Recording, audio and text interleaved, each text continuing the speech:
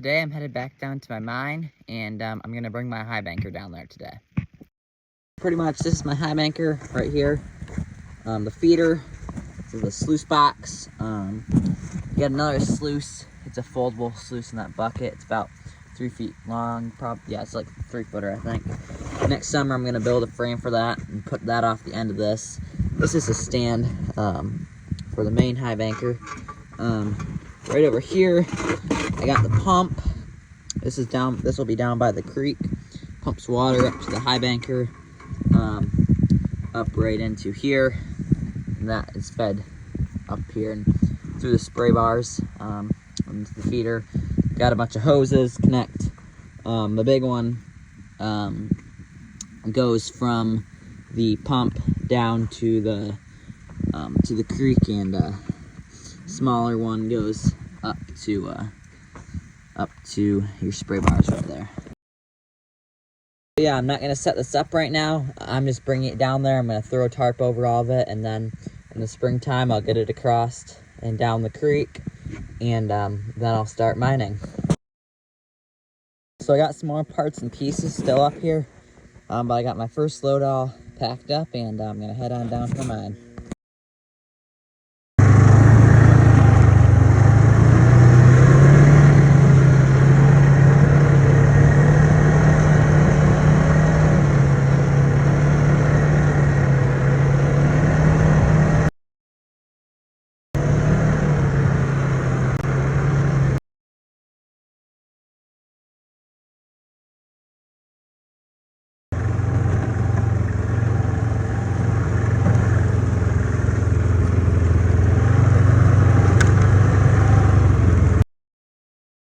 So I made it down to the farthest so I can get the snow machine, and I realized I forgot to get a tarp.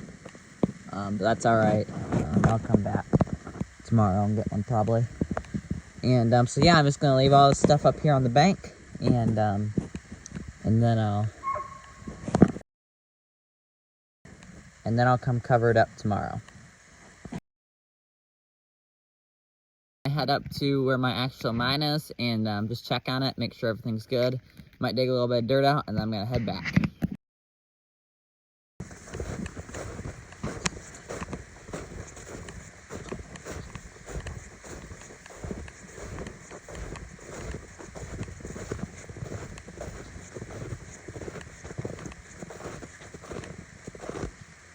All right. Those of you who haven't watched my previous mining videos, I just chipped a hole through the ice, the ice here yesterday, and it's a frozen pit down there. Over there, it's about 3 or 4 feet of chipped ice on top of my pit. So it's a pretty big area under there, and then probably close to 8 feet across or something. Then I got a smaller addition over here, and yesterday I dug this dirt out. I'm gonna throw that in the bucket. So yeah, I got a nice little hole there, and I'm actually considering building a fire under there and kind of thawing everything out a little bit better. I'll see. So yeah. So what I dug out yesterday ended up being almost 5 gallons. So I'm gonna dig a little bit more out and top that off.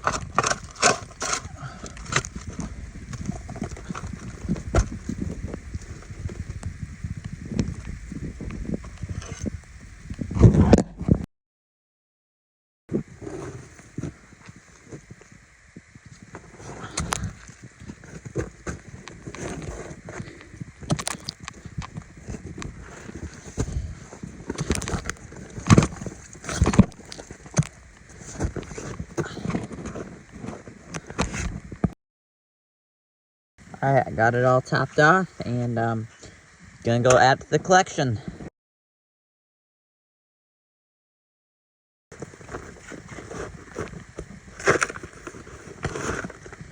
There we go, there's 10 gallons to run to the high banker next spring, and hopefully I can get another 10-15 gallons mined out before the end of March. I'm gonna pull all my stuff out of here, make a little pile, and then head back. Give you some sort of an idea what the high banker is gonna look like once it's set up without the pump or anything. Like that there. And I got my second sluice down here. And I'd like to build a wooden stand for that with just like 2x4. It's kind of like what that one has. And then the end of this will be washing back into the creek. So pretty much your water comes out of your spray bars into here. I shovel the dirt into here.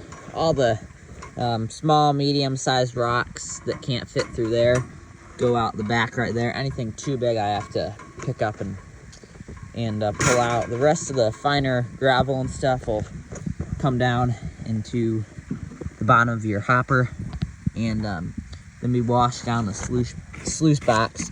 Your coarser gold's gonna get caught up in this black mat here, and then it's gonna run over top of this and kind of almost make a kind of an eddy in here, almost an air pocket almost, or slower water at least.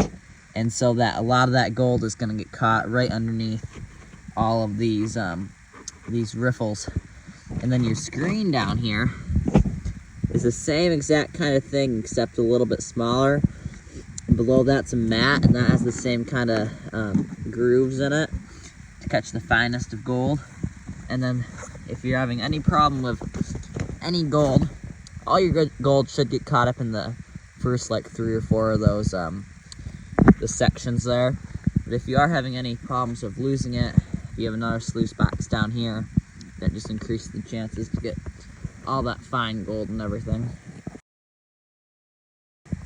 And to clean it out, I'm not going to do that right now, but basically you just have to flip these up, and then your riffles will come right up, and then you can pull your mat and your screen up.